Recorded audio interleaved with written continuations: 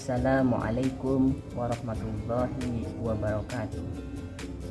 Berjumpa lagi dengan Bapak. Bagaimana kabarnya anak-anakku semuanya? Semoga sehat selalu ya. Sebelum kita memulai pelajaran ini, alangkah baiknya kita berdoa terlebih dahulu sebelum belajar, dengan harapan apa yang kita pelajari itu bermanfaat di sini berdunia wal akhirah. Al-Fatihah.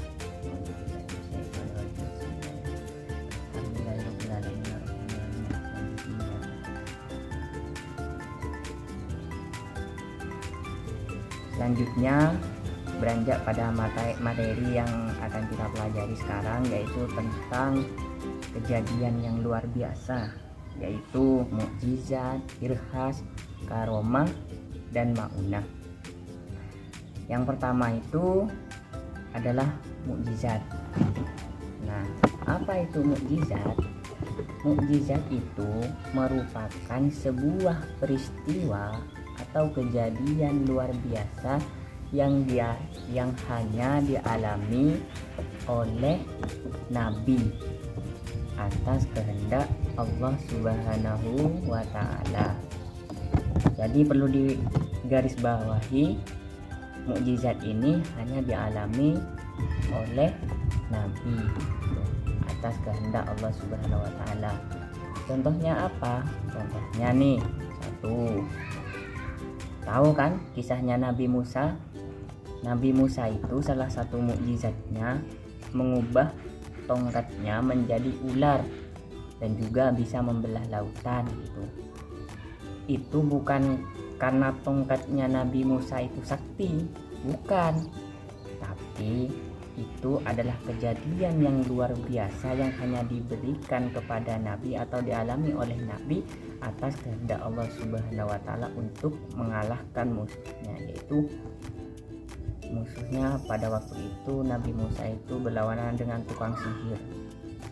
Nah, barulah tongkat Nabi Musa itu dijadikan ular. Itu bukan karena tongkatnya itu sakti, tapi karena atas kehendak Allah atau karena izin Allah. Disitulah yang namanya mukjizat gitu. Contohnya lagi nabinya kita, Nabi Muhammad SAW dapat membelah bulan jadi dua. Terus lagi mukjizat Nabi Ibrahim yang pada waktu itu ketika dibakar apinya itu tidak panas, menjadi dingin. Nah, di situ merupakan salah satu peristiwa yang dinamai mukjizat.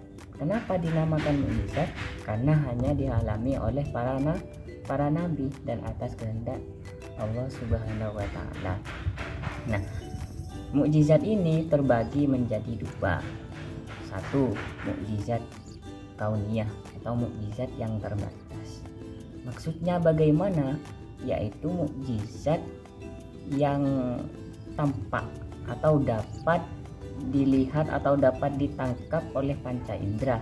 Nah, seperti yang tadi saya contohkan, tongkatnya Nabi Musa yang bisa menjadi ular atas kehendak Allah, itu sebuah peristiwa yang tampak kepada mata kita, tampak pada panca indera. Itu dinamakan mukjizat kauniyah.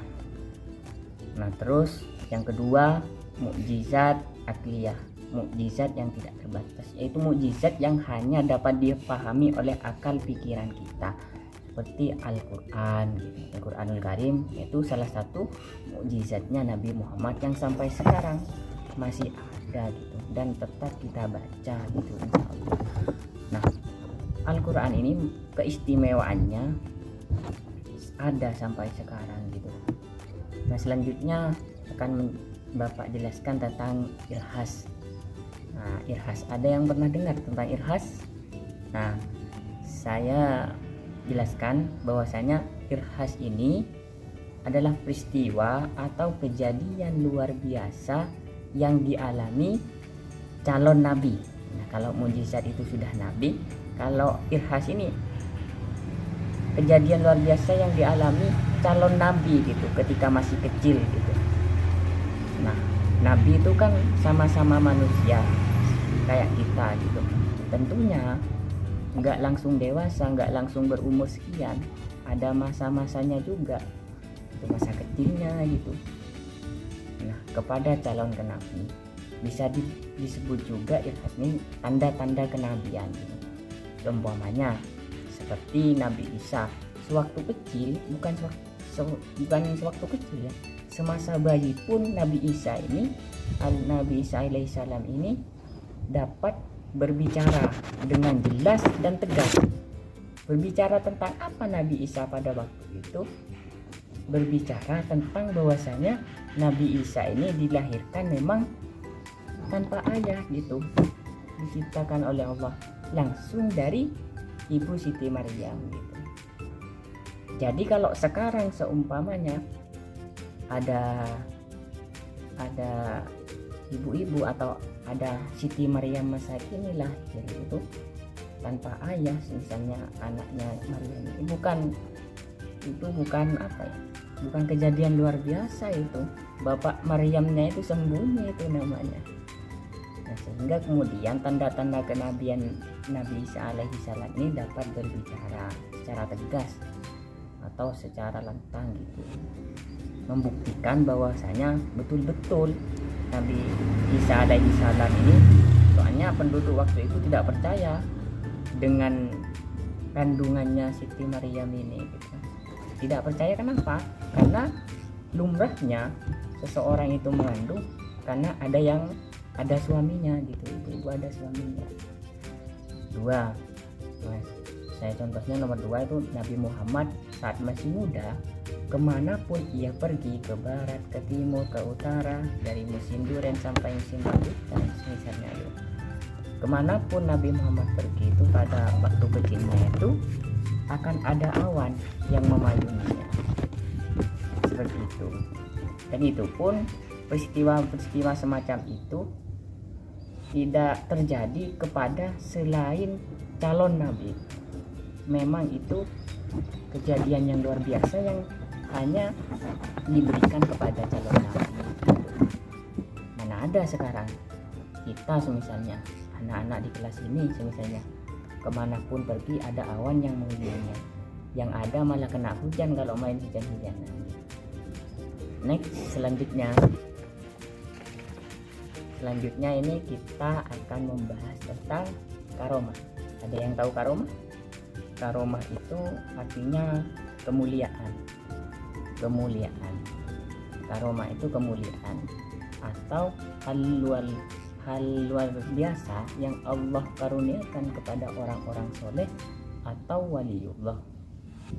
Jadi contohnya itu kejadian yang dialami, tadi kan sempat membahas Nabi Isa. Jadi ibunya Nabi Isa ini Maryam yang selalu mendapatkan makanan di mihrab, sedangkan Maryam sendiri tidak pernah keluar dari mihrab, keluar dari tempatnya. Jadi nggak ada yang bekerja untuk Maryam ini, nggak ada yang ngasih makan. Tapi siapa yang ngasih makan? Langsung dari Allah Subhanahu Wa Taala mengambil dari surga, dikirimkan kepada Maryam. Begitu sekiranya. Karomah ini merupakan kemuliaan yang Allah berikan kepada waliullah. Misal dari kisah-kisah Wali Songo gitu. Kan banyak kejadian-kejadian luar biasa itu diberikan oleh Allah, atau kemuliaan yang diberikan oleh Allah. Yang terakhir kita akan membahas tentang maunah. Ada yang tahu maunah itu apa? Maunah itu merupakan pertolongan atau kemampuan yang diberikan Allah kepada orang mukmin dalam menghadapi kesulitan yang dialaminya. Perlu digarisbawahi, tadi saya sebutkan bahwasanya maunah ini pertolongan atau kemampuan yang diberikan oleh Allah kepada orang mukmin. Siapa itu orang mukmin? Orang Islam yang beriman gitu. Jadi ada bedanya, ada orang muslim, ada orang Islam, ada orang yang beriman gitu. Ada muslim. Kalau muslim itu belum tentu mukmin. Kalau mukmin sudah tentu Islam gitu. Artinya bagaimana? Kalau orang muslim itu orang Islam saja, jadi belum tentu orang muslim tersebut beriman. Tapi kalau sudah orang mukmin, dia sudah tentu Islam, dan dia sudah tentu beriman gitu. Contohnya apa? Semisal nih, saat seseorang tertabrak kendaraan di jalan raya, Allah memberikan maunahnya atau pertolongannya sehingga ia selamat dari kematian atau semacamnya. Begitu. Bukan karena orangnya itu kuat atau sakti mantraguna, bukan. Itu merupakan kejadian atau pertolongan atau maunah dari Allah Subhanahu wa Ta'ala. Gitu. Nah, karena saya sudah jelaskan apa itu mukjizat, apa itu ilham, karomah, maunah, selanjutnya Bapak saya tugaskan untuk anak-anak semuanya untuk menuliskan pertanyaan-pertanyaan terkait materi yang sudah dipelajari sekarang. Jadi tuliskan apa yang belum paham itu. Nomor 1. Nomor 2, tuliskan contoh-contoh dari mukjizat, irhas, karomah, dan maunah selain yang disebutkan Bapak tadi. Begitu. Yang terakhir nomor 3 soalnya itu sebutkan apa hikmah yang dapat kita ambil dari peristiwa atau kejadian luar biasa, baik itu mulai dari mukjizat, irhas, karomah, dan maunah. Dan untuk pembelajaran kali ini akan Bapak cukupkan karena sudah waktunya. Jadi kurang lebihnya mohon maaf yang tiada batas. Wassalamualaikum warahmatullahi wabarakatuh.